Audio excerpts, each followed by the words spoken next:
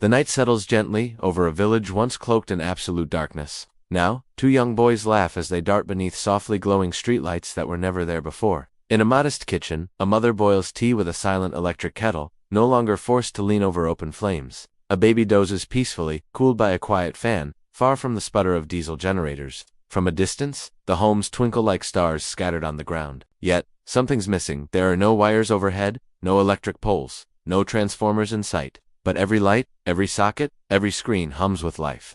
How can a village pulse with power without fuel, noise, or cables?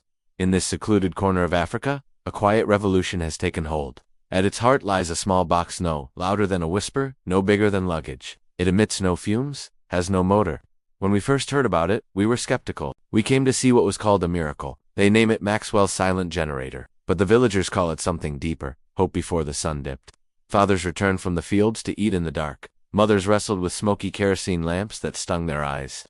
The village medics stored critical vaccines in crude ice coolers, carted from towns hours away. Phones sat dead, forcing long walks to charge them. Kura, a teacher, told us he wrote his lessons by candlelight. Sometimes, he said, I would fall asleep when the flame died.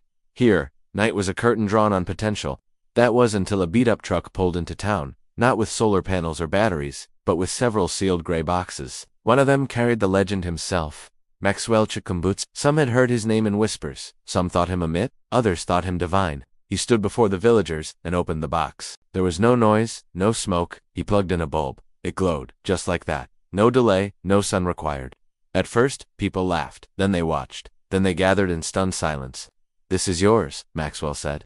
He called it a green tech generator. To the people, it was an answer to prayer. No one knew what was inside. We weren't allowed to open it either. But here's what they shared. It needs no fuel, no sun, no wind. It functions day or night, rain or drought. The team said it harvests ambient radio waves. That it uses tuned coils to convert that energy into usable AC power. Always quiet, always stable, always clean. Now it sits behind the school, feeding power to classrooms, homes, and the local clinic. And the night it first came online, magic unfolded. Children sat cross-legged beneath a single LED, flipping through books. A grandmother stirred stew while music played softly. A father repaired his bicycle under the glow of a headlamp. A nurse opened a fridge and found the vaccines chilled and safe. And the only sound was children laughing under artificial stars. We stayed for several nights.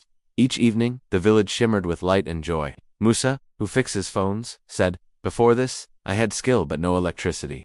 Now, I work late, and I earn. Lindio, a teacher, now uses a laptop for the first time, teaching children how to type.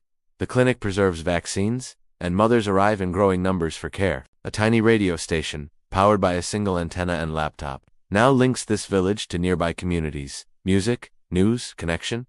The proof was everywhere. Power without cables, light without noise, but not everything was smooth.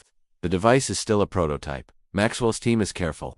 They worry about theft, copycats, misrepresentation. City engineers say it's impossible. Officials remain silent. Some industries would rather see it vanish. But the villagers, they believe because they live it. An elder said, they came to take it once. We said no. This light is ours. Maxwell sees this village as proof. A seed of what could bloom across 600 million unlit homes in Africa.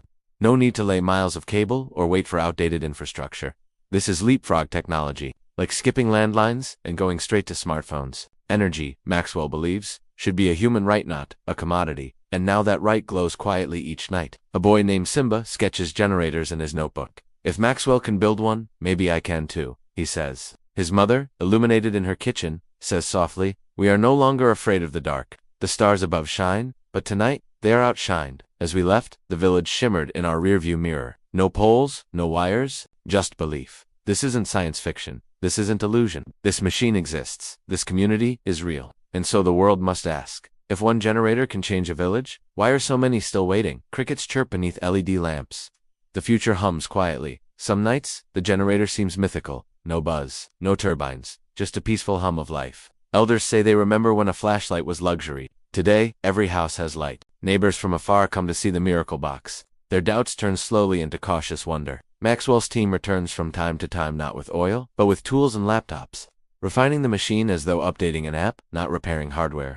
Under the school bulb, children gather around maps of nearby villages. Can we bring light to them too? They ask. Across homes, radios play songs deep into the night. A young man wires a charging hub, renting ports for coins. New income, new dreams. The clinic reports fewer burns from kerosene. We no longer choose between saving lives and lighting rooms, a nurse said. The generator is still just a beginning. Yet with it, the village built a community center from their new nighttime earnings. There are talks of a library, a workshop.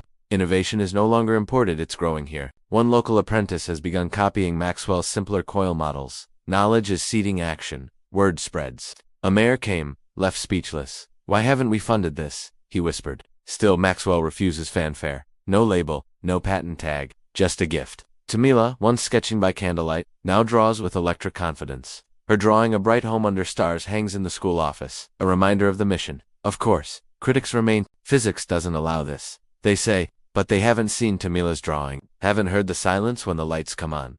The community dreams bigger now. Water purification. Electric irrigation. Silent power has birthed loud ambition.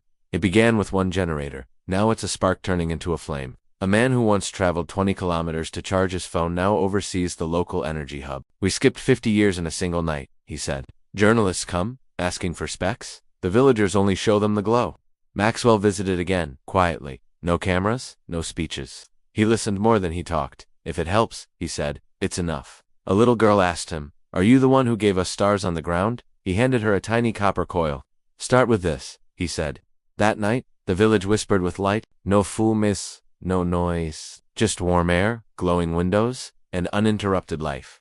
The village has changed, and it asks us to imagine a world where this isn't the exception, where silence is energy, where light is liberty, where power doesn't require permission. This village doesn't preach change, it lives it. The hum of a future already here, waiting quietly.